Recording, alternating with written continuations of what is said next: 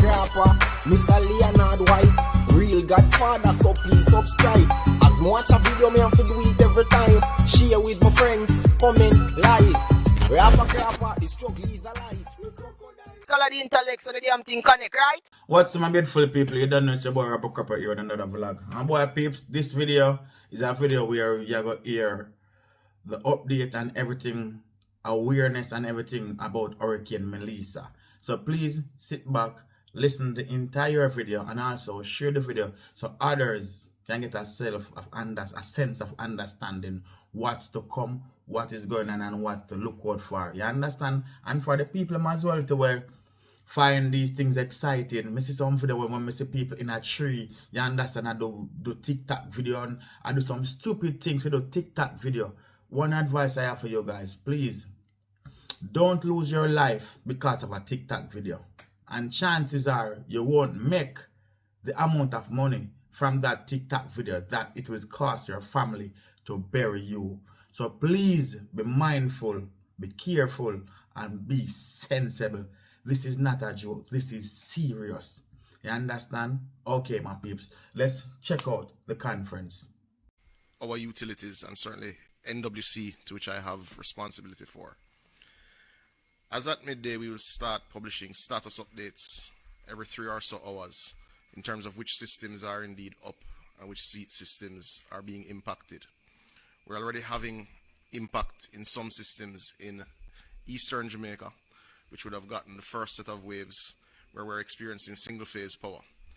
But in those areas, it would not be suitable to mobilize generators yet. So you will start to see, as the storm moves, well, makes a turn, Evan, and goes north and starts to get closer to us and power systems start to go down, you will start to see disruption to water systems, we imagine, later this evening, going into early morning tomorrow. So we are encouraging everyone to backfill their storage, whether it is they have a tank or buckets or whatever it is they're using to put aside clean water. Now is definitely the time to put aside your water for storage and to use sparingly. Every drop will count. I am assured, having met with the senior management team of the National Water Commission this morning, that we are well placed to dispatch our 50+ generators very quickly after the storm. We're in constant contact with suppliers. We're in constant contact with our emergency-based staff. And we're comfortable with where we are in that regard. I'm also comfortable with the work that we're doing with the JPS. JPS is, as we speak, in some areas, still, I know, doing some maintenance work on lines that go to particularly critical water infrastructure. And that does, I think that is a marked change from Beryl last year. As I said, this is a short update. The time for preparation is almost at an end. We encourage everyone to listen to the notifications and the advisories from reputable sources. We will ask you, post the storm, to be patient as we get the Water Commission systems back up and running. But we do have things in place, we believe, to get to 80% of our customer base relatively quickly. Now, that getting to, as we've said before, does not mean uninterrupted supply. Generators need resting time. Generators do have to be refueled. We will have to monitor these systems very clearly, but it will be a significant improvement from what you would have experienced in Hurricane Beryl. Thank you very much.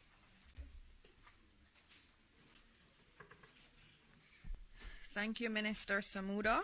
We're going to be going to Minister Morgan now, who will update you on the work that he's been doing with the NWA to prepare us for the storm. Minister Morgan.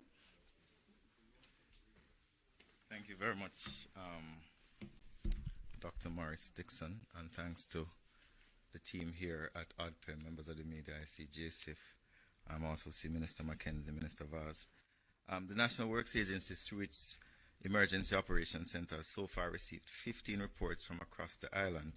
These reports include falling trees, rockfall, down power lines, and landslides. We've responded and removed the impediments and repaired, or reopened rather, all but one of the roads that have been blocked. And we're actively working to reopen the one that is currently blocked, which was impacted by fallen trees. And I think this one is in St. Anne's Bay near the roundabout. We continue to urge people to exercise extreme caution if they have to be outdoors at this time, Rock falls are an imminent threat. We have seen this along the Little Bay Main Road in St. Mary, and there are other places that are susceptible to this kind of situation, so we urge caution. We've done quite a bit of work across the island in terms of drain work mitigation, and several critical drains across the island have been impacted, have been targeted, and we will continue as long as it's safe to do so. So you would have seen even yesterday, we had a front-end loader in the Sandy Gully trying to continue to create a pathway for the water to move to the sea. On Thursday, we also started work on the channel to the sea in the Sandy Gully, and this section is critical. And I want to explain a little bit as to what we have done at the Sandy Gully.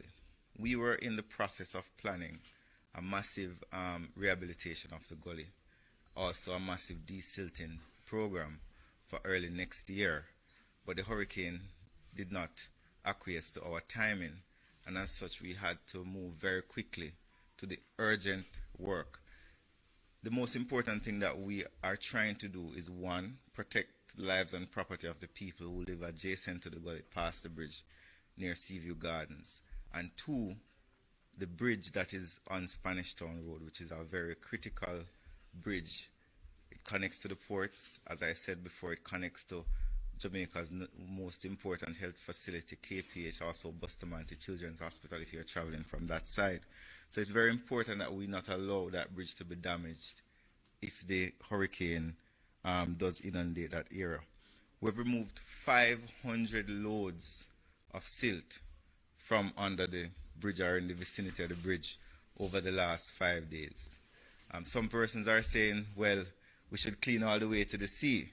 That is 1.5 kilometers from the bridge to the sea, and it is 37 meters wide.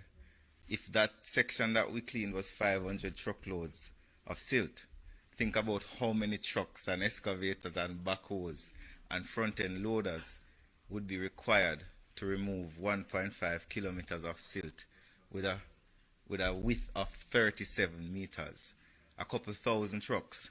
So we have done as much as the engineers have said we can do at this time to create a pathway under the bridge so that water can flow. Based on what we have done, the bridge is safer, the flow is no longer compromised, and while we have done much work to mitigate the impact of the impending hurricane on our infrastructure, we want to appeal to the public, and I know Minister Mackenzie has done so, and Minister Samuda has done so, Minister Vaz. Do not interact with infrastructure that you think is compromised. If the bridge looks shaky, do not attempt to go on the bridge or across the bridge. Do not try to traverse gullies that are flooded. We've had historical evidence of persons in very powerful vehicles seeking to traverse gullies, and they lost the competition. So we're advising the public that this is a serious hurricane. Our gullies cannot be used while they are flooded. We know that persons may be wanting to go to their farms and visit their relatives after the disaster, but we must listen to the bulletins from ODPEM and the other relevant entities to tell us when the infrastructure is safe. The National Works Agency will carry out a very quick assessment of infrastructure after the storm has passed and when it is safe for our teams to do so. Because you see a power line falling does not mean that the lines are dead. And sometimes our teams have to wait on the utility companies to tell us that these lines do not have electricity in them before we can clear the road. And those are some of the things that we have to do before we start clearing. But we'll be doing critical assessment of our important infrastructure, and we'll advise the public when this infrastructure is in a state that it can accommodate persons and traffic. So we are asking citizens to avoid using or approaching any road or bridge or structure that appears to be damaged, cracked, or unstable. And you can report such cases to our emergency center, and I will repeat the number. I will give you the number here. 658-213-2557. That's 658-213-2557 to 60. Let me give it a third time. 658-213-2557 to 60, or 876-312-3991, 876-312-3991, and 876-312-3987. Or you can contact the Office of Disaster Preparedness and Emergency Management. I wish to thank the NW teams, the contractors and first responders, and community volunteers who continue to serve on the front lines of this period of national emergency. I want to repeat again. Can you repeat again, Desmond? Or I want to repeat. Do not cross flooded gullies and roads. Do not cross flooded gullies and roads. Do not seek to navigate compromised or damaged infrastructure, whether it be bridges, whether it be culverts. Report damage to ODPEM and the National Works Agency. I also want to say finally, some gullies will not be able to accommodate the volume of water that is about to fall on Jamaica. I'm speaking directly to the persons on the McGregor Gully and Burger Gully. You know that when it rains heavily, the gully overflows. There are other communities across the island that know when it rains heavily, the gullies are not able to accommodate the water. You should move. The government has opened many shelters, over 800 shelters across the island. The shelters are safe. The National Works Agency and the emergency services may find it challenging to rescue you during the hurricane when the gullies have topped their banks. So we're asking again, while we have done mitigation, mitigation will not necessarily conquer a Category 5 hurricane. So we're asking persons along these gully banks to be careful, to watch, to leave if you can, or to leave if you, well, you should leave, as we know that the gullies will not be able to accommodate the water. Thank you very much, ladies and gentlemen. Thank you, Dr. Morris Dixon. Thank you very much, Minister Morgan. And as I listen to you, you know, as Jamaicans, we remember other times when we've had floods and we've had rivers that became impassable and we had people trying to go through gullies. And as you were speaking, I was remembering something that only Jamaicans would have reference to, was that Can I Cross It song. Remember Clifton? Yes, that's what you were saying. Clifton Brown, he said, we cannot cross it, and we're not going to cross those bridges, and we're not going to go across those rivers. We're going to heed the warnings that have been given here. And so, with that said, we are now going to be having Minister Vaz, but before that, just reminding you that as Minister Morgan has said, a lot of work has happened. We do have NWA here in the room, so we can also take some questions after. But their teams have been out there working really hard to do as much mitigation work as they possibly can. And so we thank you and we thank the teams that are out there working with the NWA. We are now going to move to Minister Vaz. Everybody wants to know what's going on. We know the airports are closed. Energy, transportation, telecoms. Morning. I'm moving away from saying good morning. And from now until whenever we recover, I will just say, Almighty Father, spare us. Let me start with some of what I've said before.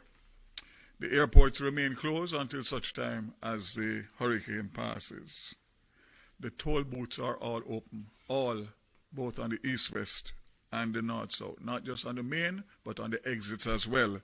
And those will remain open until such time as the recovery of the hurricane is at a point where we can reopen. JUTC, all bus service has been terminated. Only emergency services for JUTC, which I'll give you some information. And as I would have said last night, that we have also activated our rural school buses, which will play a critical role in rural Jamaica.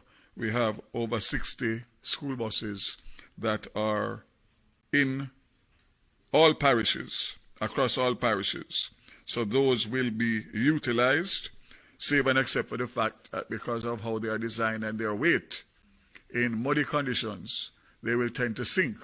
And that is obviously because of the safety standards put in for the safety of the children. But we'll have to find a way to utilize them as best as possible. Sorry. So, JUTC, as I said before, regular services are suspended until it is safe to operate. JUTC is in emergency response mode with teams on standby for evacuation at Rockford, Spanish Town, Portmore, and all 5 rural school bus regions. JUTC has responded to several calls for evacuation since Saturday. Unfortunately, only 103 persons have been evacuated. And that includes up to today. The figures for today, including today as of 11 o'clock, is 148, sorry. So there has been an uptick, but way, way beyond what is required for a Category 5 hurricane. Only 1 person in Port Royal, 42 in Tower Street, Raytown, 50 in Rocky Point, Portland Cottage, and Parity and Sandy Bay, 55. I want to make an appeal again that take everyone at his word, regardless of where it enters and where it exits. There is going to be massive flooding as a result of the surf that is going to require persons to relocate from their existing locations. So again, I can only add to the call, but advise you to listen to the government and listen, or should I say, if you don't want to listen to the government, listen to Evan.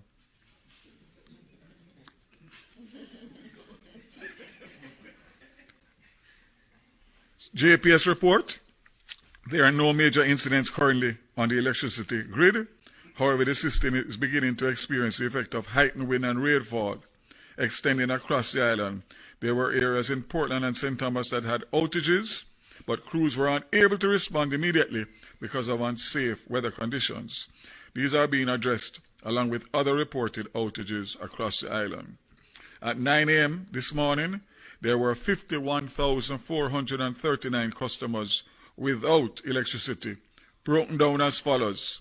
33,633 customers in the West, that's 65% of the outages. 13,009 in Central, it's 25%. And 4,797 in the East, 10%.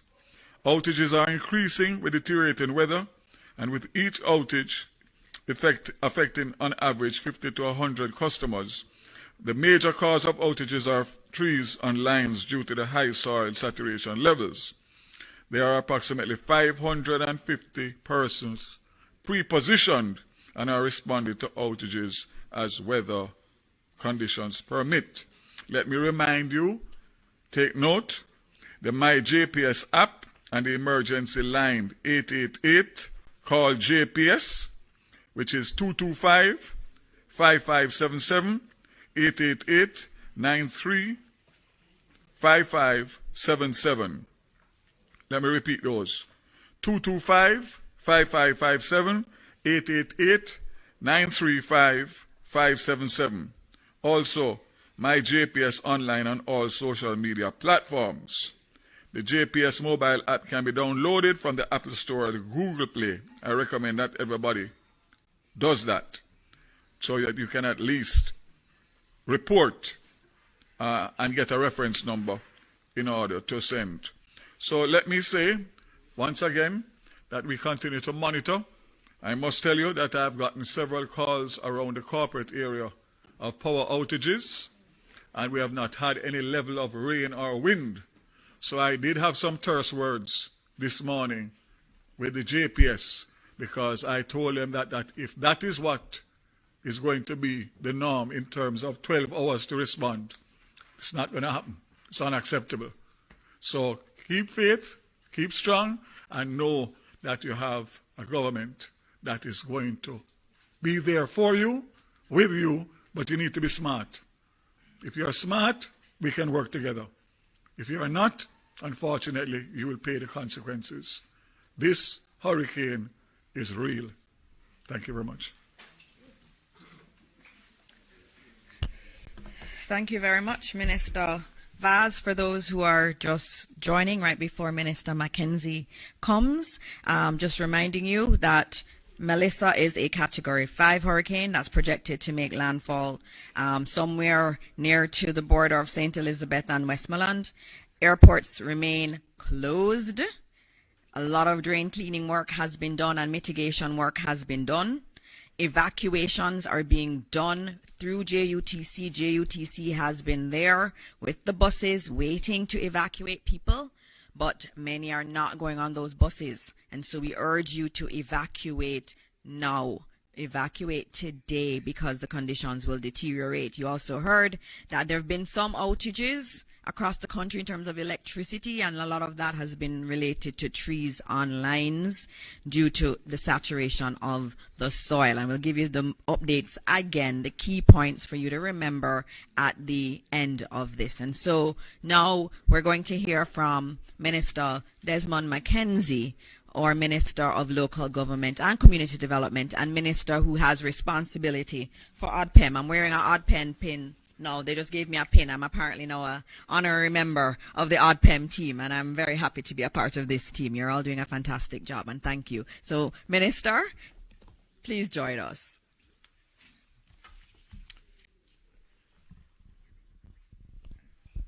Thank you, Minister. Good morning to each and everyone, and especially to my colleagues.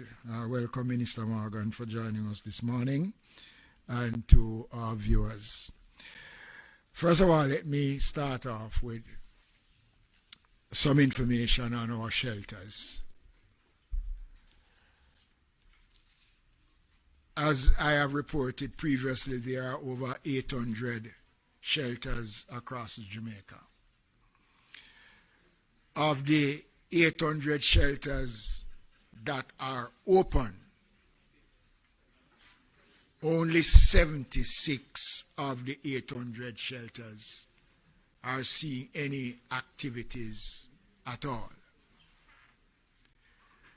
The number of persons, so far, the up-to-date information that I have in my possession, which was presented to me based on the networking that we have been doing,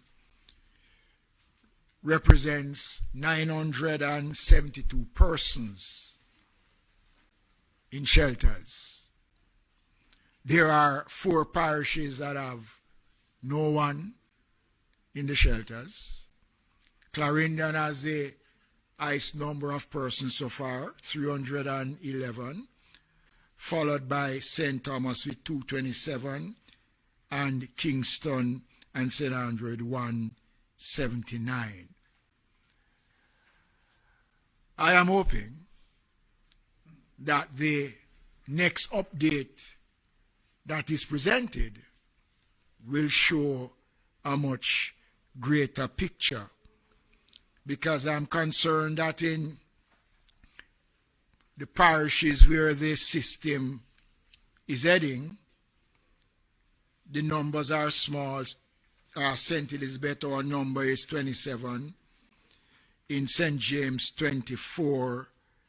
In Westmoreland, 32. And the numbers are very low.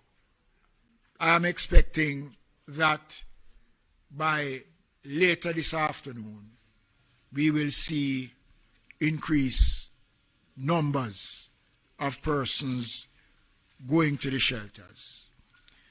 We are anticipating, based on our projections and the work that we have been doing, that close to 50,000 persons will be relocated, either moving to safe grounds or in the shelters. But we are expecting that over 50,000 Jamaicans and more will be moving. It is important, ladies and gentlemen, that I again emphasize the importance of the mischief that is being made, the false and malicious information being circulated about the use of shelters. Someone sent me a message which says that there's a fee being charged for the use of shelters. Nonsense.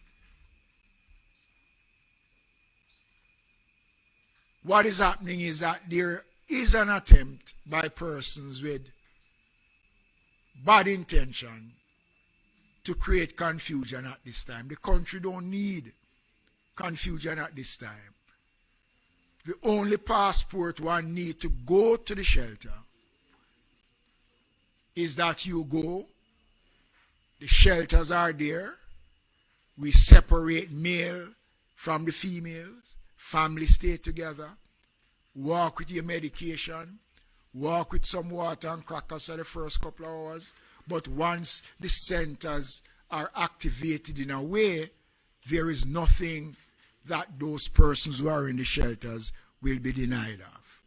Again, I urge Jamaicans not to listen to misinformation.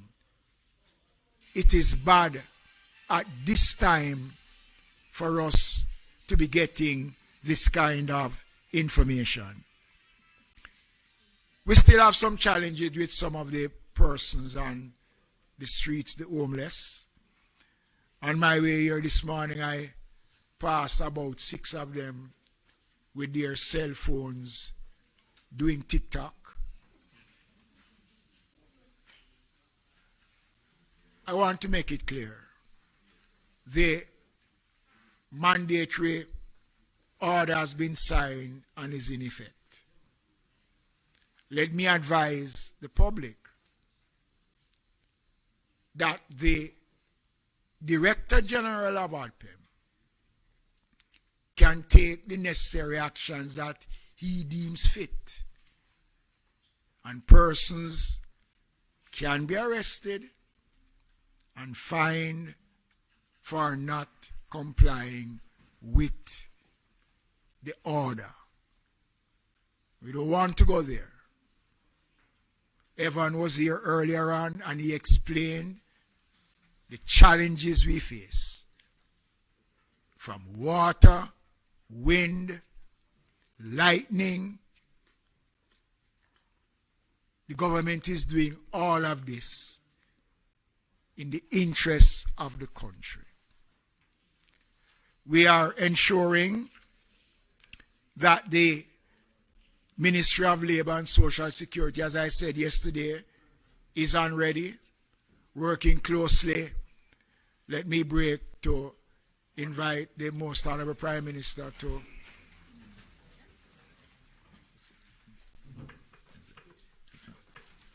the Ministry of Labor and Social Security, along with the Office of Disaster Preparedness and Emergency Management and the other agencies, are fully activated. And already we are seeing where persons have been reaching out, seeking assistance, and we have been responding as we get the calls. So, ladies and gentlemen, it is 11:30 in the morning.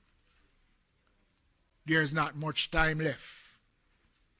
We have done everything that we can. And I am concerned. So far, I presently have the team working on getting more details out of the various parishes from our coordinators as to the numbers in regards to the shelters. The issue around the question of cranes that I raised,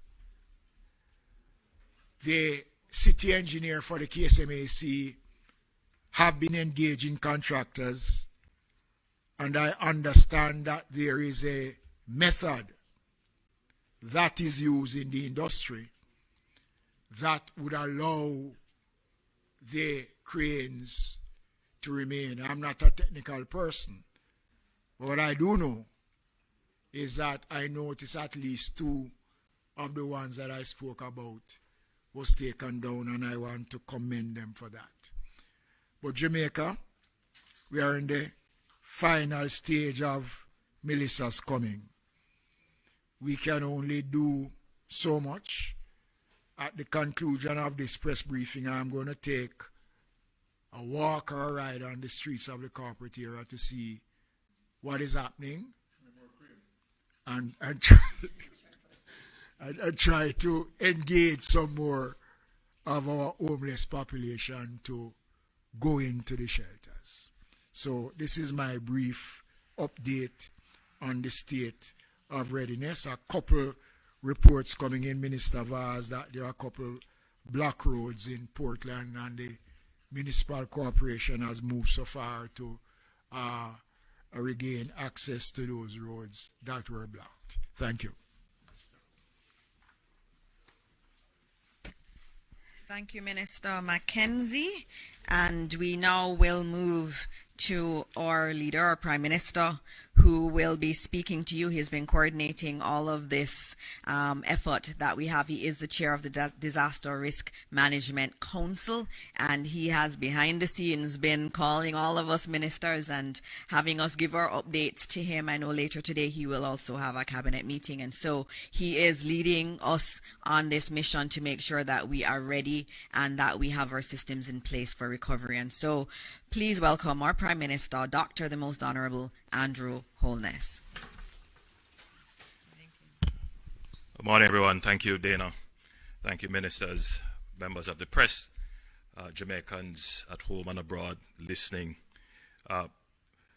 First, let me say that the mobilization of the government and our other stakeholders and partners could only be described as heartening.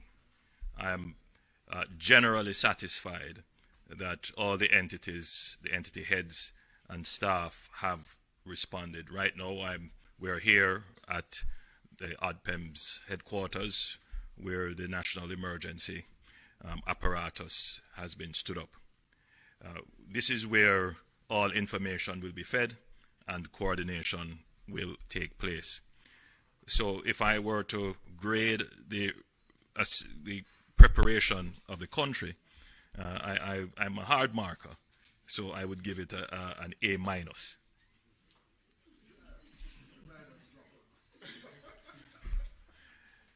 However, there are still some areas of concern which we have to be frank about. We have over 880 shelters, 881 I believe, and I have personally visited shelters during disasters. It is not always a satisfying experience, but they do serve a critical purpose, particularly for those persons who have no alternative. I do believe greater effort would have to be made to ensure the comfort of those persons who have to use the shelters. And I am monitoring reports that persons have turned up to shelters, and shelters are not, they may be activated, but for example, they can't find the person who should open the shelter with the key. They're there, they know it should happen, but they're just not on spot when people come. It may be corrected 20 minutes after, 30 minutes after, but the discomfort of not being immediately accessible would have already made it into the public domain. And so, Minister, I think we have to strengthen this part of our preparedness of getting the shelter managers to not wait until someone is coming. Once we activate the shelter, it should be open and ready for persons to come in, even if no one comes. And so that is something we need to refine. I think we have addressed the issue of food and other preparations being in place. We have moved them in proximity. We don't always put them in the shelter beforehand because all kinds of things can happen. And when people actually arrive at the shelter, they don't have the supplies. So the supplies are pre-positioned and can move very quickly. This leads me then to say to the public, the government is not telling you that everything is perfect. There's no plan that is perfect except the plan of God. And man is fallible, so errors will be made. But that is not an excuse. In a time of disaster, we must take a zero-fail approach to the systems that we are building. So in as much as that I'm talking to the public, I'm also talking to the heads of the institutions that are gathered here. Make greater effort to ensure that there is zero fail in our operations. We also note concerns about drain cleaning. The government has said we have spent over $400 million on cleaning drains and making preparations. But yet we see videos circulating of drains not clean. One of particular concern would be the mouth of the Sandy Park, the Sandy Gully, forgive me, the Sandy Gully drain, where there is a clear buildup of sediment right at the mouth. That is where the drain meets the sea. And there is concern that that could cause flooding. Now, of course, I am not an engineer, but from what I've been told and what I understand, the NWA has made a trench, in fact two, I believe, through that mound of sediment that has built up, which would allow the flow of water. But in any event, if there is a significant flow of water, the drain is already at sea level, and it is likely that what will occur is that the flow of water will wash the sediments and all the garbage down into the sea. So while it is a concern, it could cause flooding, the general thought is that it would not necessarily, in this instance, be a cause of flooding, because the pressure of the water coming down would be enough to move most of that sediment. But regardless of whether or not that is the case, the NWA has made a provision of cutting a trench through the sediment. The difficulty being that it is over a mile of sediment, and therefore the government, we would not have been able to, even with a month's notice, to move that sediment from the gully. So the best effort would have been to clear a path through the sediment.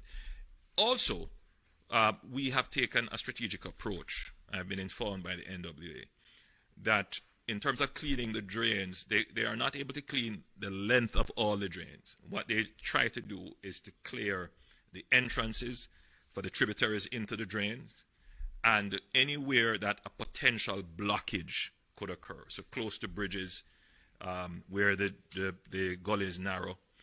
And I use this as a segue. Yesterday, I received a call from the NSWMA explaining to me, I thought I saw Audley Gordon here, that they're receiving increased calls for garbage collection. And of course, they were trying to influence my mind to make greater allocations to the NSWMA over the NWA. But we will make sure that all the entities have the appropriate allocations. But in that conversation, I was told that the greatest call now was for the removal of cuttings and trees.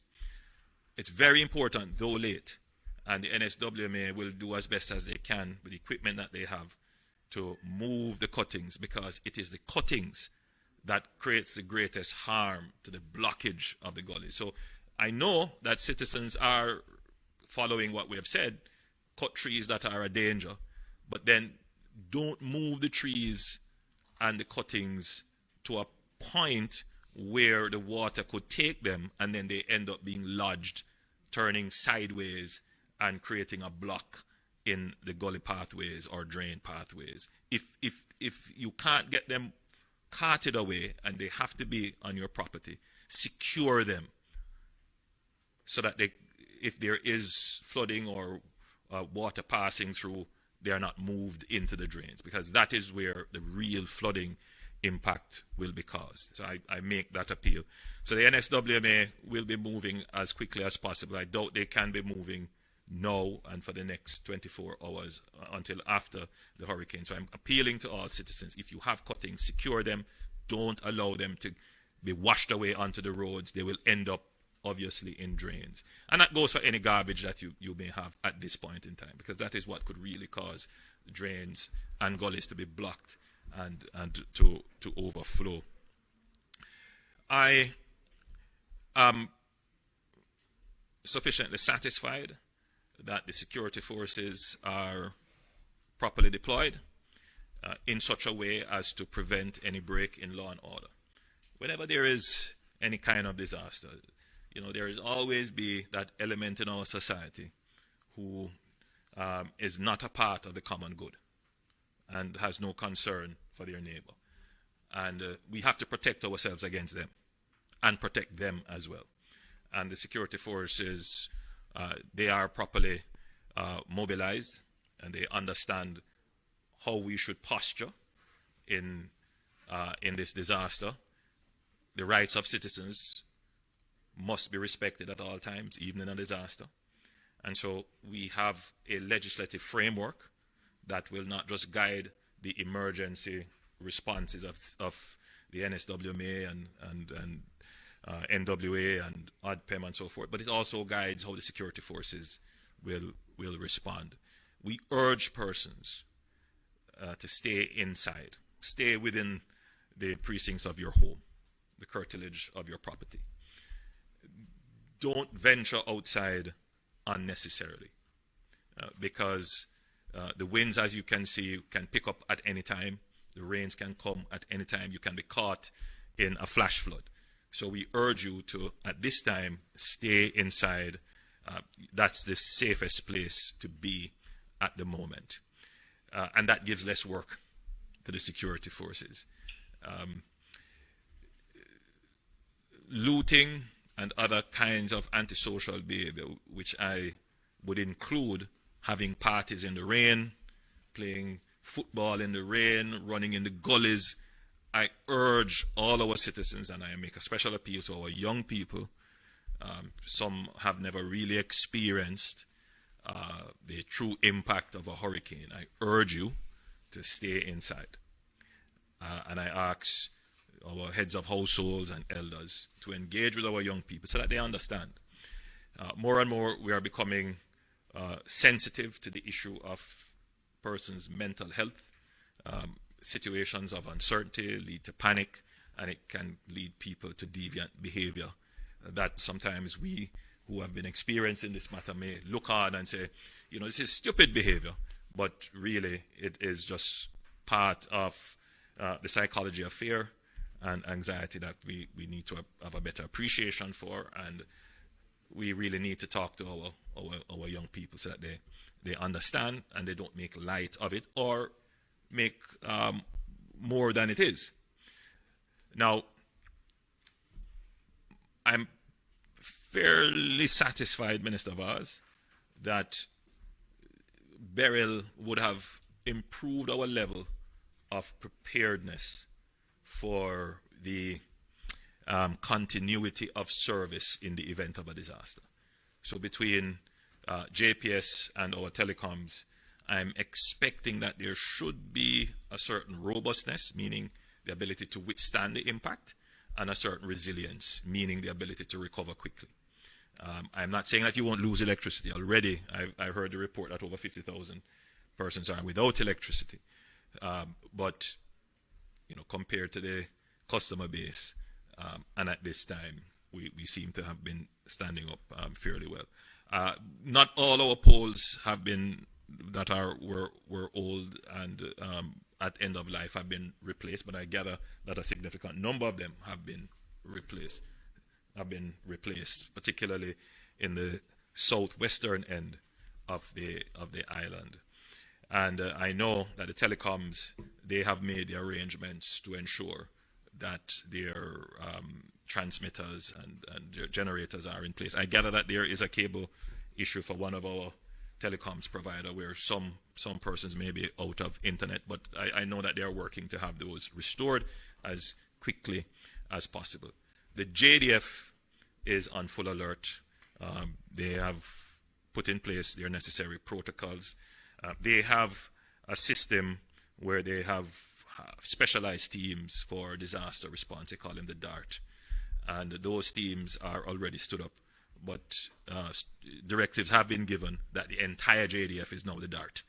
So their engineering corps, their various regiments and so forth, everybody is will be used for the national good if we have a strike on our country through this hurricane category 5 that could cause significant dislocation. So we are as prepared as we can be. Of course, there is still room for improvement. In a disaster, you want to have the country of a singular mind. That means we are focused, because if it is that there is dissonance, then the need for a reaction and the reaction time is slowed, and that itself becomes a disaster.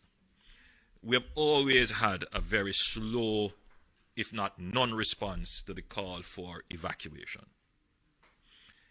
And it is a balance between respecting the rights of persons to stay and protect their property and trying to balance the national good of saving lives and the expenditure of resources unnecessarily. I think generally we have struck the balance in favor of respecting the rights of citizens to stay where they are, though we give them the information for them to make the decision. We are in that zone where we have given the information. No one can say that the government was not forward-leaning in giving the information to persons who are in areas of risk. You have been warned. So it's now up to you to use that information to make the right decisions. Nevertheless, yesterday we issued an evacuation order.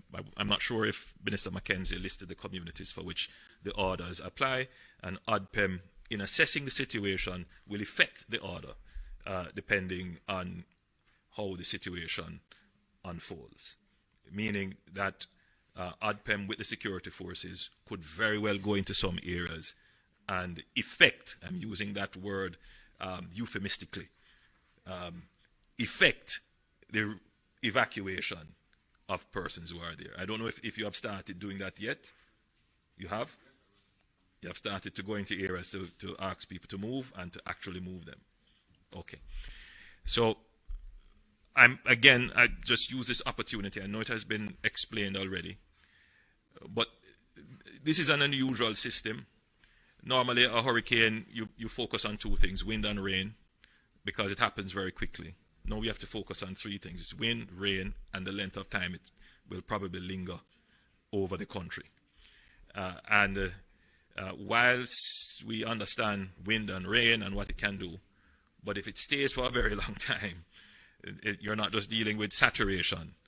You're dealing with a higher level of destruction, a higher probability of landslides, a higher probability of flooding, even in areas where flooding would not have taken place. So we have to bear that in mind and be prepared. Very quickly, as we move to thinking about recovery, a part of this preparation exercise is to ensure that we can immediately go into the relief phase, which is to ensure that we can get food and other provisions and medicine particularly to persons who, especially persons who are low-income earners, who would have stocked up from Thursday or even Wednesday. They would have gotten maybe a 5-day or a 6-day supply. By the time of the impact, they would have been running out of supply. So ODPEM, the Ministry of Labour and Social Security, they must be on the ready that immediately after the passage of the event, the communities that would be in need, which we would have already known and identified, that provisions, humanitarian relief is up and ready for those persons and communities. In terms of the impact on the GDP, last burial had an impact on 2 quarters of GDP performance. It did drag down our growth, and this event would have already started to do so. Every day that business activity is closed, destruction of property, especially public infrastructure, the closing of our airports, the closing down of our hotels, all of that will have an impact on our economy. And we have to therefore be very cautious about how we spend. There are those who would be saying, spend now, spend now.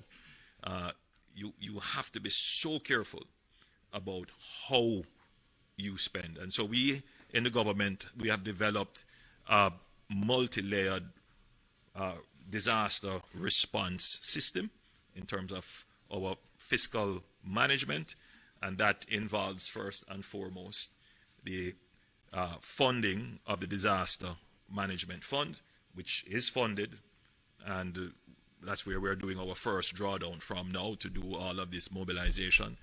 And then we have a contingency. So in addition to provisioning the fund, in the budget we actually have a line item, a contingency, and that's about $5.3 billion that we can pull on.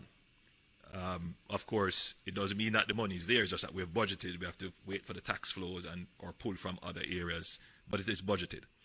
And so we will be able to do the emergency responses based upon that threshold that we estimate what a disaster could need to be funded in the immediate time after the hurricane. Outside of that, we have various insurance provisions that are triggered by the threshold of impact, and then we have credit facilities that we have arranged. So we should be able to mount a response, but that is all dependent on the level of the catastrophe. All right? So if it's a burial type catastrophe, or maybe even a little bit more than burial, we should be able to manage. If it's bigger than that, then we'll have to recraft. But what we have done so far is the first expenditure. We have spent it on ensuring that the infrastructure can withstand the impact. So that's mitigation, cleaning the drains, the gullies, and so forth. The second expenditure would be on ensuring that the MPs and other entities that have a kind of direct relationship with communities and people, that they are provisioned. So we have given them the first provision, and that is to deal with any emergencies might happen. You know, somebody runs out of prescription and they can't get the prescription right away. Somebody runs out of food and they come and say, we don't have any food, or a community is at risk and you needed to get some sandbags. Just quick emergency responses. So we have provided that.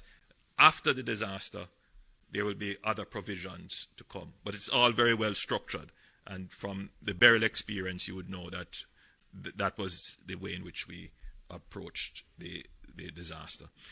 So all in all, I think Jamaicans can rest assured that everything that needs to be done for the provision and preparation of a response to the disaster is done.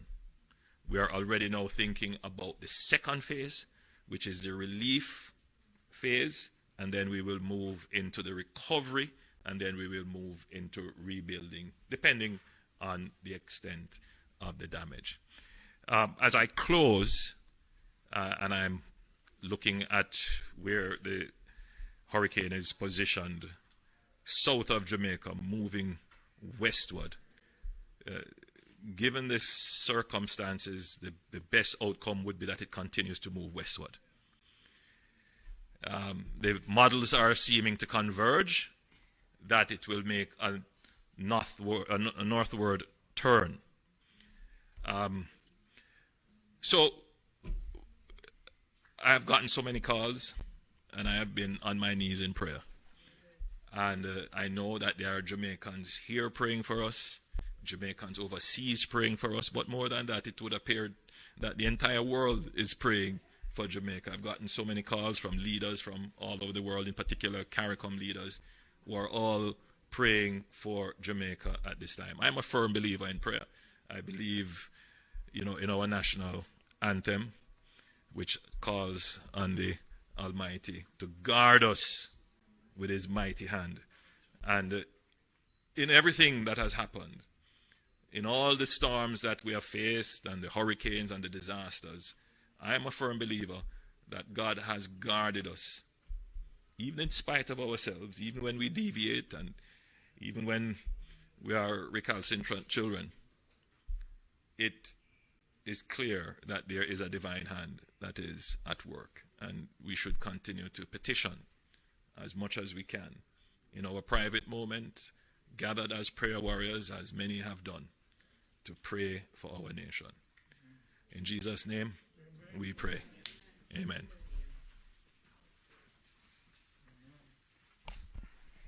Thank you very much, PM, for those words. I am going to pass it on to the media while we contemplate our prayers to God at this time for Jamaica.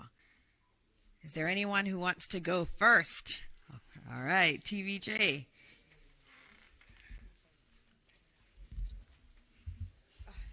I have a lot of luggage in my lap. Good morning, everyone. Good morning. My first question is for PM/ODPEM. There was a talk of the mandatory evacuation for the 7 communities in Clarendon, St. Catherine, and St. Catherine, as well as St. Andrew and the other, about 4 parishes and 7 communities. I wanted to find out, because PM had a banter with ODPEM head about the security forces possibly moving in with persons under the mandatory evacuation order. Just trying to find out, is it that persons were, for want of a better word, forcibly removed? Because he spoke about balancing rights, and how many such persons complied following the evacuation order. All right, thank you. And we just needed to remind our colleagues, all Jamaicans, of where the areas are: Port Royal, Kingston, Portland Cottage, Clarendon, Rocky Point, Clarendon, Old Harbour Bay, St. Catherine, Taylorland, Bull Bay, St. Andrew, New Haven, St. Andrew, and Riverton City, St. Andrew. Those were the areas under the evacuation order. Minister? Just to say that when the evacuation is being undertaken, the bus is accompanied by all elements of the security forces. So they go with the JDF, they go with the police, they go with fire, and they go with ODPEM officials. So that is the purpose of it. We are still talking with communities, but we have to allow communities to understand that, it is not just the way that they want to. But I'm hoping that we will not really physically move anybody. We will continue to persuade Jamaicans, so, and I know they will eventually in the long run. Okay. And just to be clear, as I said, that we are now in the zone of respecting the rights of the people, but providing them with information. But walk with me for a moment. Let's not bring this into the universe.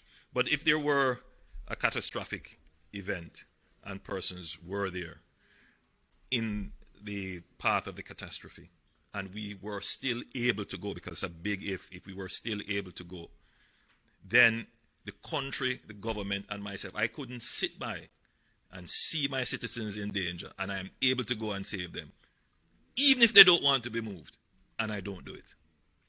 But I couldn't do it unless it is within the law.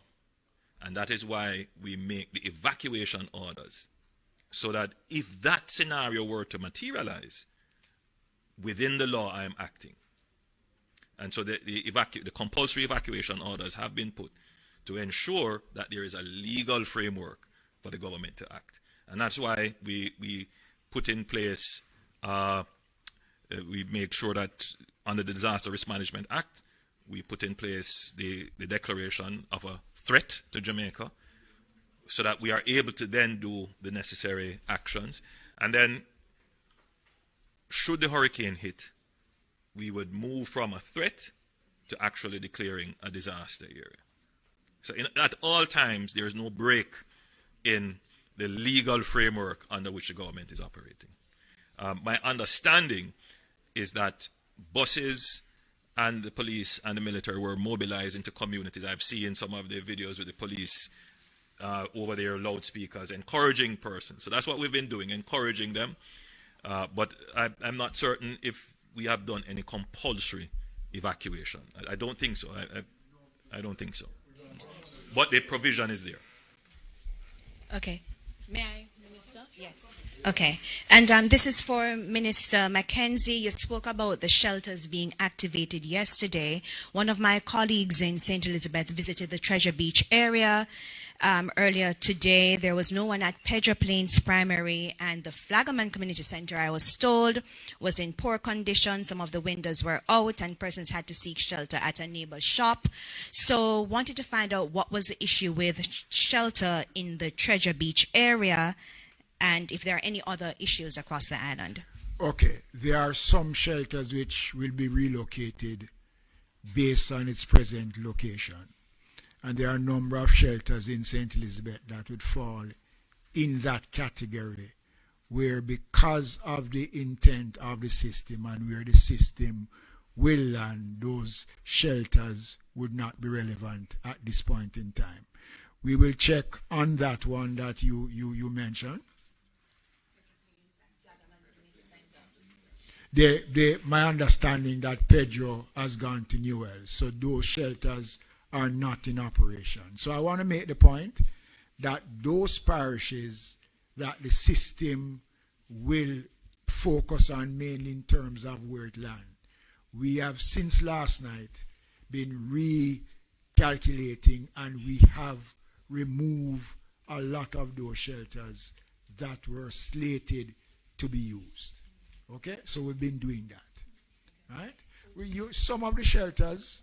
What I'm now seeing, based on information that has just come to my attention, is that some persons now, because of this late hour, they are now going and creating their own shelters in schools, and that was never a part of the original thing. So what we're trying to do is to manage that, and I think we'll be able to get on top of that.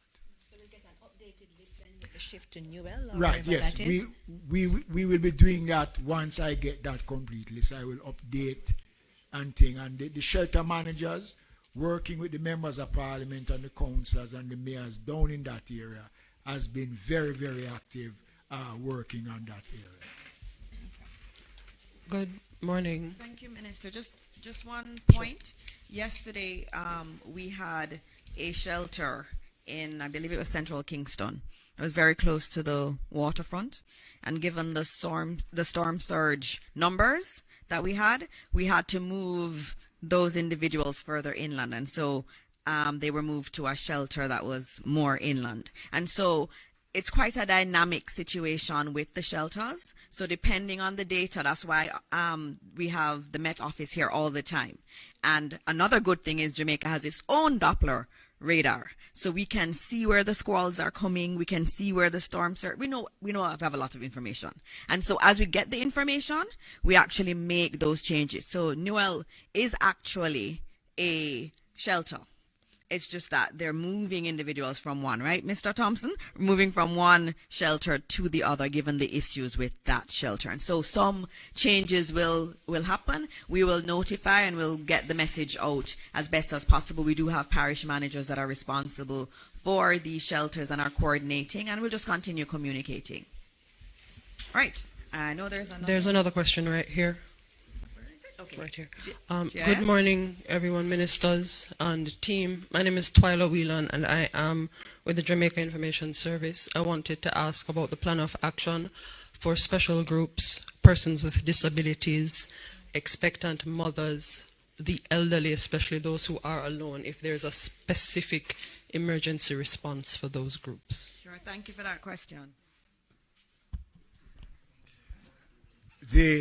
The Office of Disaster Preparedness and the municipal corporations would have in their record, based on assessment that was done by the Youth Summer Employment Workers during the summer, to identify communities where the elderly persons who are physically challenged lives. So there is a team that is coordinating those efforts, and in most of the communities that is known. Okay, and then there is the center here where persons can call if they are having difficulty, and we will be able to respond. But basically, all of those things have been taken into consideration because we have done a survey using the Youth Summer Employment Workers and the SDC to collect data in communities, working with the political directorate and the disaster coordinators island-wide. Thank you. And some of the shelters have been fixed in a way that persons who are physically challenged will have easy access to our shelters.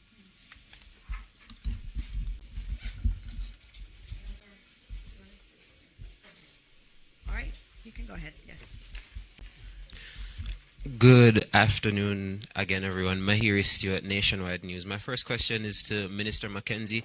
Minister, you told me last night that extra relief efforts were made in those southern parishes that are expected to experience the landfall first. Could you just tell me how successful those efforts were and what they consisted of? Well, one of the first things that we did is to reposition items that was sent elsewhere once we took that decision. The engagement with the teams on the ground, including the political directorate, the mayors, the councillors, the members of parliament, working with the various entities, the church organization, sat, we looked at it, and they are presently working. I know, especially in St. Elizabeth, a lot of work has been done to relocate individuals, and then we have to work with the transport authority to reroute transport. Got a call from the mayor in Port Maria about a situation where a shelter is situated close to the river threatening. We have just made arrangements to relocate the shelter. The persons here have coordinated that. So we are working, and it is work in progress as long as the window allows us to work. But we have done all that is necessary, repositioning the items and provide the requisite transportation to get the individuals to where they are to be. And on the back of that one, in terms of our teams, and especially in St. Elizabeth, Minister Vaz, I know you want to give an update in terms of JUTC. JUTC has been deployed. They were in particular areas. Last night when we saw where the track for the hurricane had shifted, there were some changes made, and Minister Vaz, you were very instrumental in getting JUTC there. I don't know if you want to give an update now. Just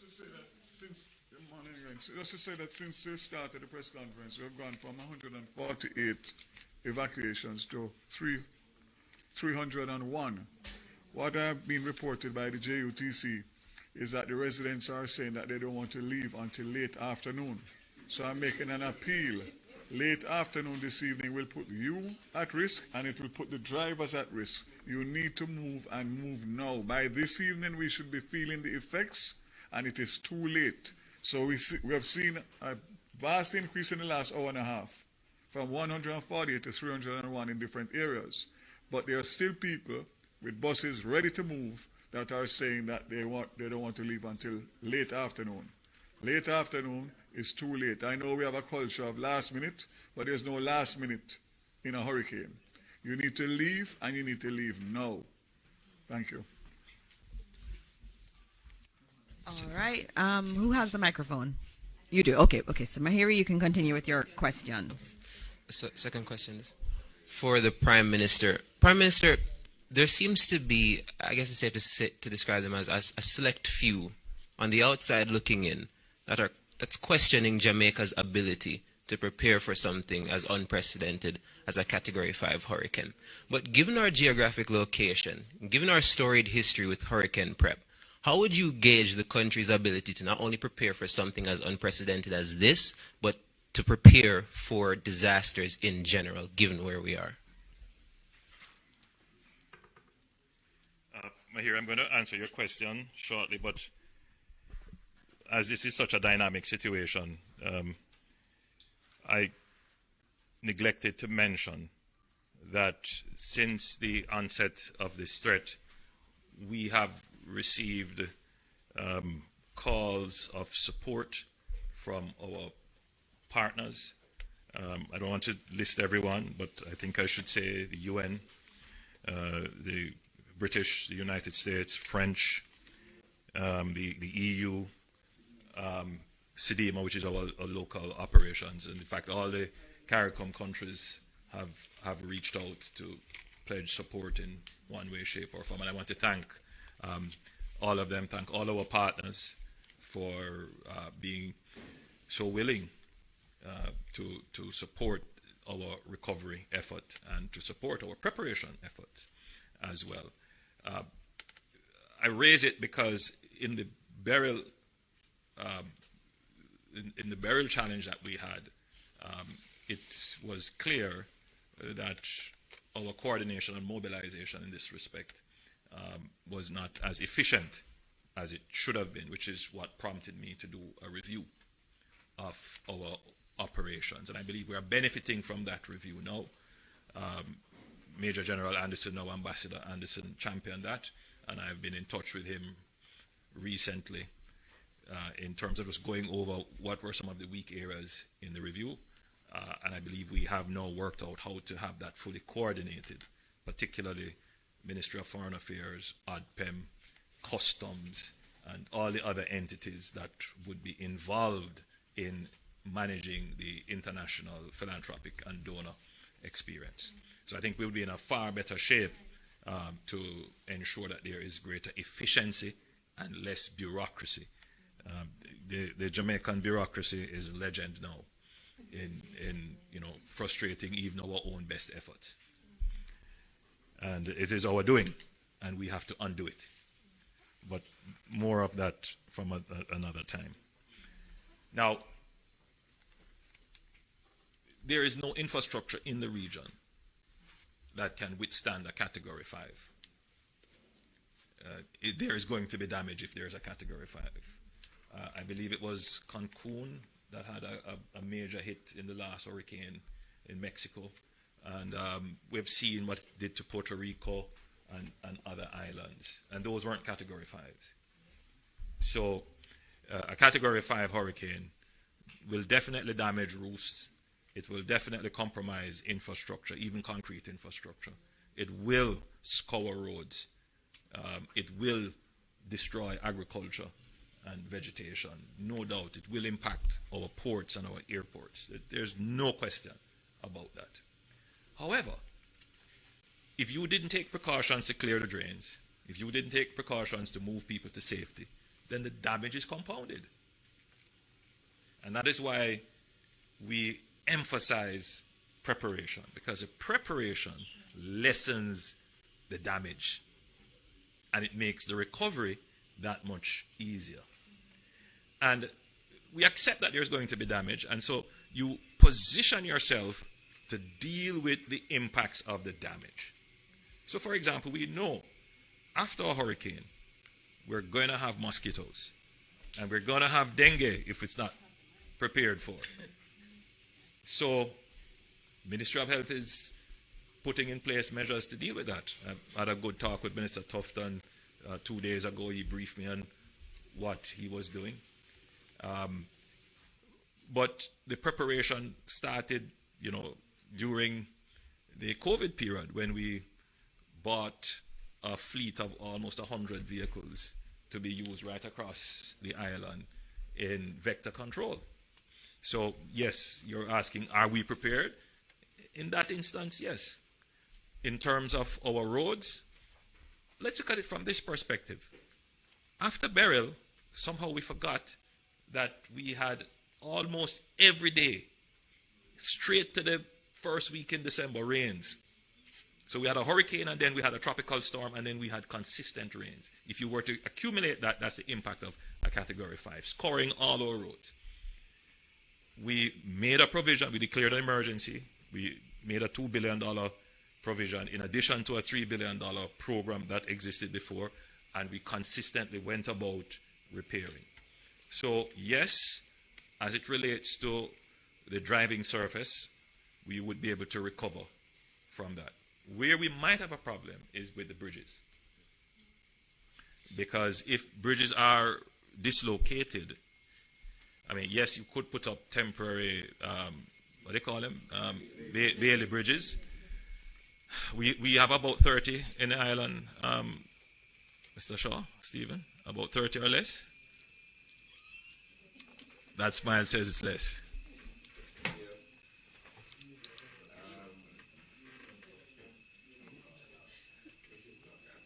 Yeah, that smile tells me that my initial thought is that yes, we would have a problem with the bridges. We wouldn't have enough to be able to deal with the dislocation of major. And even so, the Bailey bridges would only be able to be used according to a certain span. And so it all depends on what the damage is. So yes, if a Category 5 impacted our bridges, we would have a challenge. Thankfully, however, we already have a program in place which is going through the process to replace, to replace 55 bridges. So if any of those 55 that we project to replace were damaged, then we would have to accelerate the process to do that. In terms of telecommunications and the electricity grid of a Category 5, thankfully we have pre-positioned linesmen. I know that JPS has the necessary stock, so we should be able to start rebuilding the network if it got hit at a Category 5 level. Telecommunications, I suspect our providers have made provisions and have tried to harden their infrastructure to withstand Category 5. In terms of trade, meaning the distributive trade, the ability to supply food, and if ports are unable to receive shipments, I'm told that we have supplies that would carry us for at least 12 weeks or more.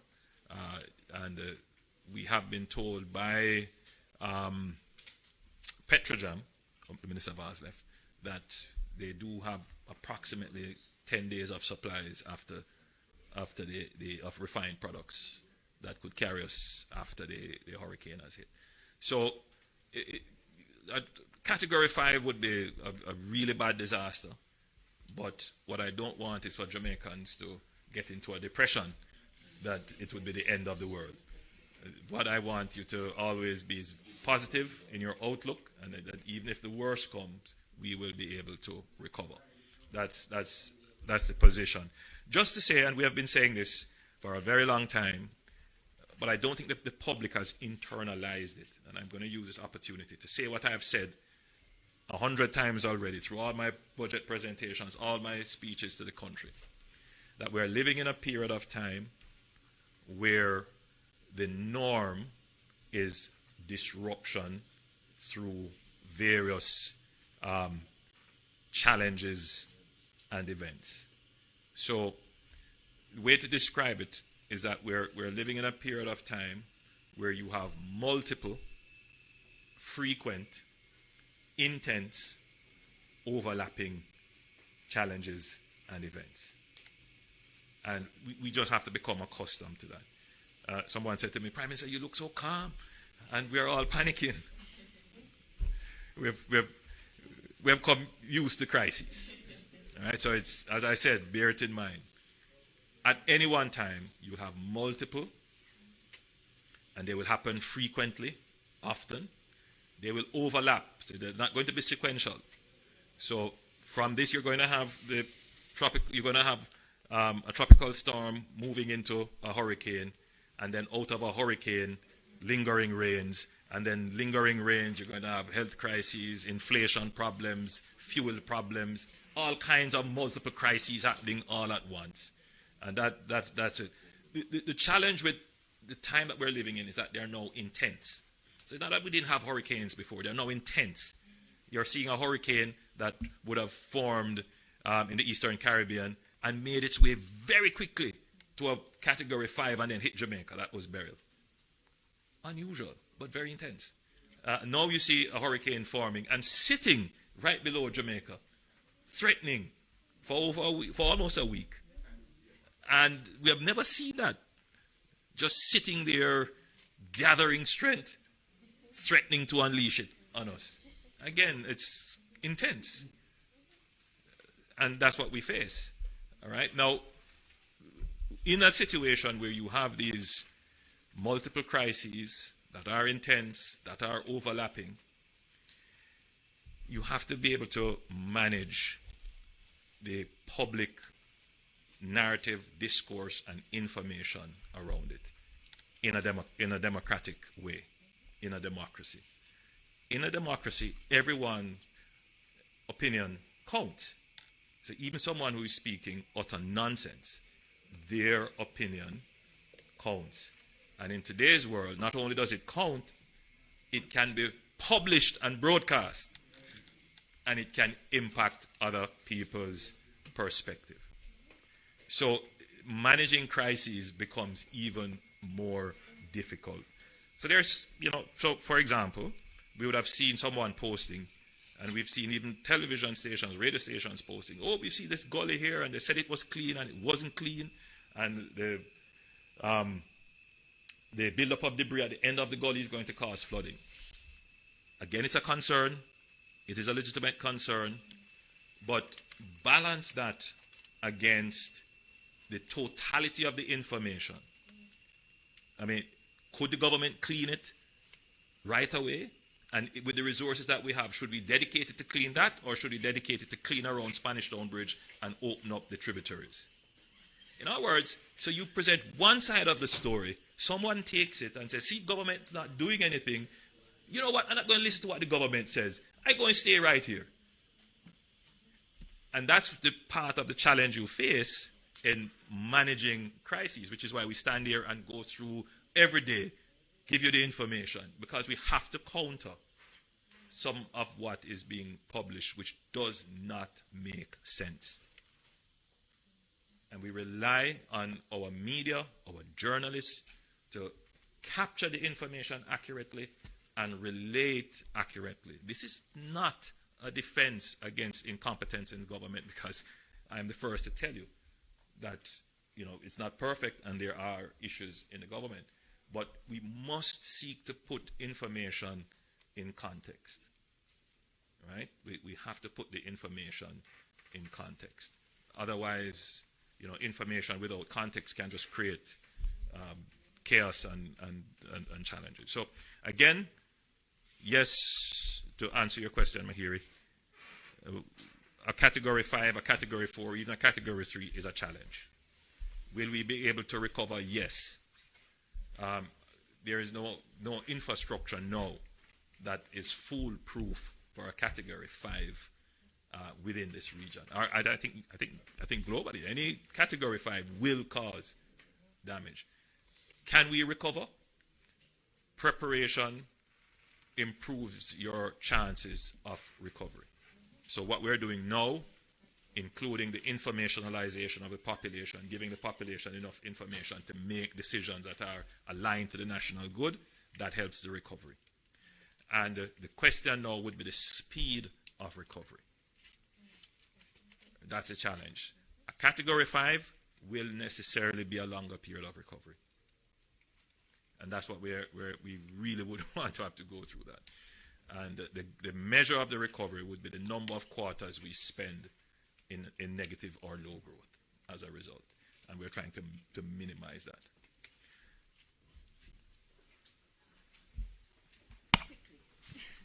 All right, I have some from online, from other your colleagues online. So I'll go to TVJ for another question from TVJ. Very quickly, Minister, can you state so far how much the government has spent on hurricane preparations? That's one. And I know it's early yet, but based on the forecast from the Met Office, is it a possibility that Jamaica's catastrophic bond will be triggered in this instance? All right. So in terms of the number, in terms of how much we've spent so far, won't be able to give you that right now. We're kind of in the middle of, prep. We're not really adding up numbers right now, but we're spending appropriate numbers in terms of what we need to do to prepare. I'm going to add your question on the storm in relation to the catastrophe bond. to a question that we do have for Evan. And so I'm going to go through those questions and we'll make sure that your question is answered. So I'm looking for the questions that are online, and I know Zara Burton had submitted some questions, and so I will ask those, and I think she is asking in her Reuters capacity. And I see, Minister, can you please give an update on how many people can be accommodated in the shelters?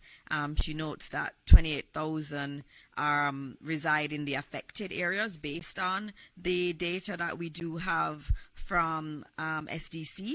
And she wanted to know if we have enough space for all of them. And I think the answer to that is a yes. We will, and it's not everybody that is threatened. And so we will make sure that we have sufficient space for those who need it. There was another question that she had about Port Royal. She spoke to a resident in Port Royal about evacuation, who said that the buses had indeed come, and that they did not like their experience at the shelters in the past. You would have heard earlier today that the minister has said that there will be food at the shelters and that there will be security at the shelters. So there's no need for anyone to worry about that. Food has been pre-positioned. We will have food available at the shelters. And I believe there was another one in relation to Portland Cottage. So Evan, if you can keep this in mind, her question was about a storm surge in Portland Cottage. She wants to know if that is correct. I also have another question, which is in relation to if it keeps going west, what does that mean for us, and should we expect it to keep going west? So, Evan, I'm going to ask you to answer those particular questions. Okay, well, let me start with that question about whether Portland Cottage would be experiencing any significant storm surge. It is quite likely. Portland Cottage will not be very close to the center, but it will still come under some of the major wind speeds that are expected to move onto the coast around that center. So it's not sufficiently far from the center for them not to experience those speeds pushing the waves onto the coastline. So that's to answer that question from Zara Burton. The other question had to do with oh, yes. Well, we expect that it will continue going west for a while, but in a short period of time, within the early part of this afternoon, the expectation is that it would start to turn toward the north. And so that's when we're monitoring to see whether or not we will actually see that turning taking place this afternoon. The later it happens, the better it is for us, I think. But we are continuing to monitor to see how quickly that turn will actually happen across us.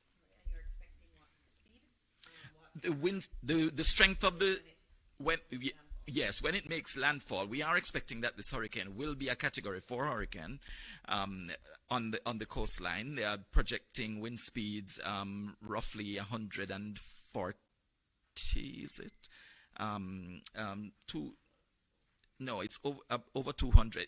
It's in the range of the Category 4 hurricane speeds anyway that are expected over the island at that time.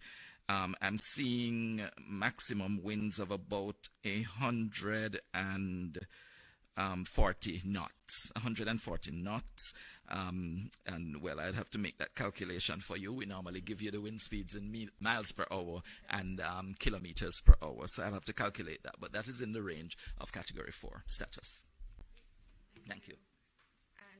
I believe there was a question re the bonds, and as always, remember that they're triggered by particular events. And so we have one on the cliff that is triggered by how strong the hurricane is when it makes landfall. And we also have an excess rainfall policy that will be triggered if we have rainfall above a particular threshold. And so the team will be monitoring that, and of course the technical teams will work through what the actual numbers are, and so that will determine if it is triggered, and we will let you know as soon as we do know whether or not it will be triggered. I believe those are the main questions that we have. I don't see any other questions here, but our Prime Minister spoke about prayer, and we're going to be ending in prayer. And before we do that, though, I just want to note that we'll continue to put out information to you. There will be no information vacuum. Please go on the Prime Minister's page, GIS page, ODPEM's page, and you will get accurate information. We are planning to do another mini briefing later this evening because tomorrow we don't know if we'll be able to have this setup going and be able to get the feed out. So we're going to do one final briefing with the Met Office, the ODPEM team. Later this evening, we will announce what time that will take place. That will give us some time to know where the track has gone, what we're expecting overnight. I know in the night it's usually scary for people, and so before you go to bed tonight, you will be hearing from us, and we'll give you the latest information so that you are indeed informed. And so we are going to be having prayer now, and it is going to come from ADRA. And yesterday I was saying that I didn't have anyone here who was praying, and I had someone who was here who was saying, oh, I could have prayed. I'm a pastor. And so he's with the Adventist Relief Agency, and they're here providing a lot of support to us. And so we are going to have a prayer to close out this press briefing, a prayer for Jamaica. And so please, everybody, listen to the warnings, listen to all of the information here. And as always, join with your family, join with your friends, and let us all pray for Jamaica.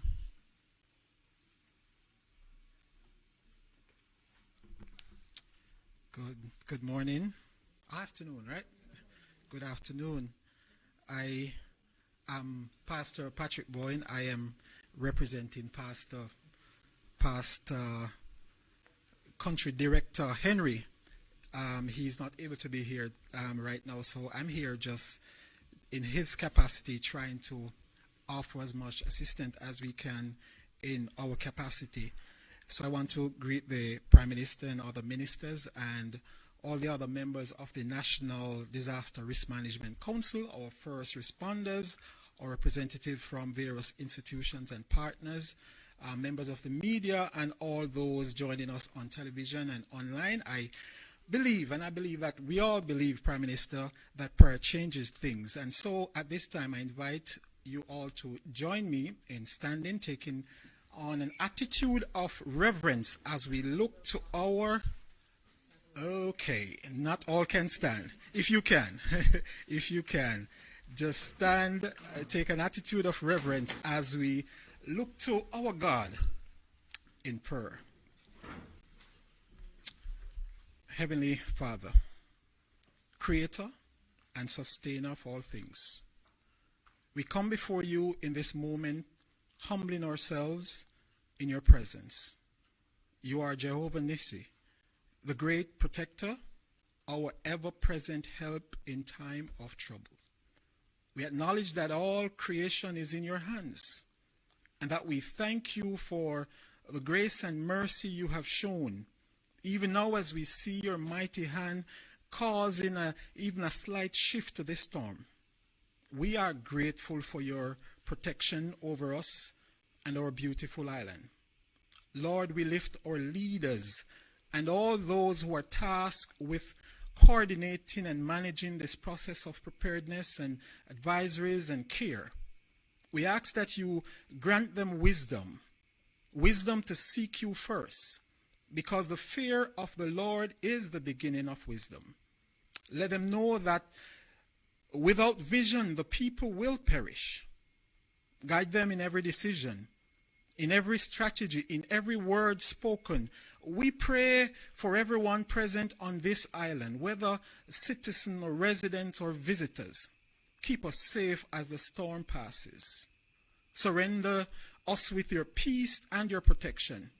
And help us to remember that we are our brother's keepers. Lord, your word reminds us that whatever we do for the least of these brothers and sisters, we do unto you. We give thanks for all the well-thinking Jamaicans, both here and in the diaspora. for all our partners, both local and international.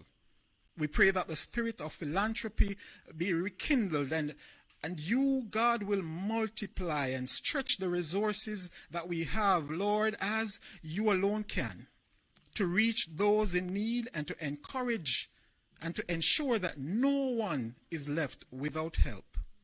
Father, in this time of uncertainty, give us calm spirit. Grant us patience and keep our hearts hopeful. Help us to trust in you. Trust your heart even when we can't trace your hand. For we know that without faith it is impossible to please you. Lead on, O King eternal, and guide us through this. Be a shelter in the time of storm. We pray all in the mighty name of Jesus. So I encourage us to join in this prayer as we say, Eternal Father, bless our land. Guard us with thy mighty hand. Keep us free from evil powers. Be our light through countless hours. To our leaders, great defenders, grant true wisdom from above. Justice, truth, be yours forever. Jamaica land we love. Teach us true respect for all. Stir response to duty's call. Strengthen us the weak to cherish. Give us vision lest we perish. Knowledge send us, Heavenly Father. Grant true wisdom from above. Justice, truth, be yours forever. Jamaica land we love. Amen.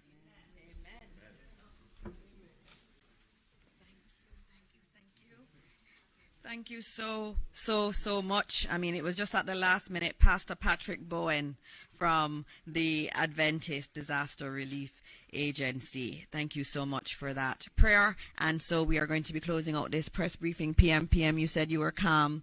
I got something this morning that said that in the midst of a storm, God either quiets the storm or quiets the person leading those in the storm. And I think he has blessed you very much, PM. And so thank you all, and God bless Jamaica, and we'll see you later this evening for another briefing. Thank you. We're working on that. 7 o'clock-ish. So yes, my beautiful people, there you go. I only hope you guys share the live and also make sure to stay safe. Once again, don't do nothing stupid just to get views. Remember, your life is much more important. Me crocodile tail, the struggle is real. Arrgh. What's up, my beautiful people? I got some great news for you. Your favorite vegan restaurant is open once again. And this time, they are open at a new location. All necessary information. This is Mota Baroka from I've been coming to England. The place where I tell you about is the best vegan restaurant I've ever been to. Certified. The food nice, the presentation nice, the staff nice. We love it. The place is called All Nations Vegan House. Trust me, man, you're not going to regret it. And me say that. You know, a lot of people is confused about the entrance point. So from now on, we're only using the entrance point at Farley Place. So it's Unit 2A, Farley Place, postcode N16 7SU. One of the places I like eating the most is the All Nation Vegan House. Could be steamed, could be boiled, could be baked, could be roast. All Nation Vegan House, vegan, Caribbean and healthy too. What? Let's look at the menu. Chow chow with callaloo, chickpea curry, black bean stew, ackee, coconut red rice. Just me say the food is nice. So what's up with sea moss punch? Me did have that after my lunch. So much food for you to savor. Vegan with a Jamaican flavor. So now, my beautiful people, you have all the necessary information you need to go to All Nation Vegan House to enjoy that wonderful vegan meal. And remember, you don't have to be a vegan to go and enjoy the meal. And remember, you can also find them on Facebook and also Instagram. You can get any update you need on their Instagram page. So go over there and also follow the Instagram page. This is it. All Nation Vegan House. My beautiful people, the food nice and delicious. All All Nations Vegan House. All Nation Vegan House, the best food in London. Y'all better get it. All right, the doctor say so. Come on.